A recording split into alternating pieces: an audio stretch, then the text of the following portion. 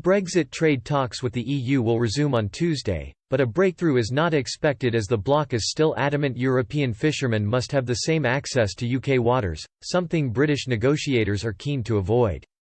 Britain will officially resume talks on a post-Brexit trade deal with the EU on Tuesday, as the two sides attempt to thrash out an agreement by the end of the year.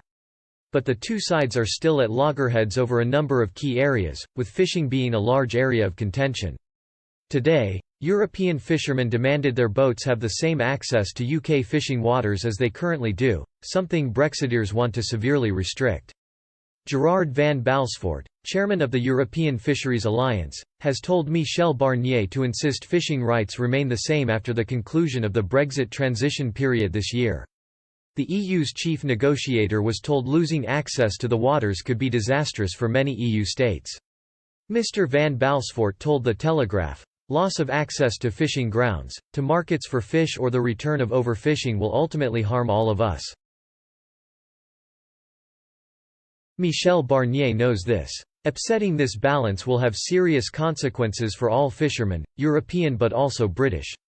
That is why maintaining mutual access to fishing grounds and the current shares of fishing rights is in everybody's interest. European fishermen are largely dependent on working from British waters. As a result, Brussels wants fishing rights and shares to continue as is, with both sides continuing to operate under the EU's controversial common fisheries policy. But the UK government is keen to avoid such a scenario and instead wants annual negotiations to take place based on the principal zonal attachment, which means shares are agreed based on the percentage of fish inside each zone. Such an approach is believed to be fairer and more scientific. The zonal approach is already used by the EU in its annual quota-setting talks with Norway.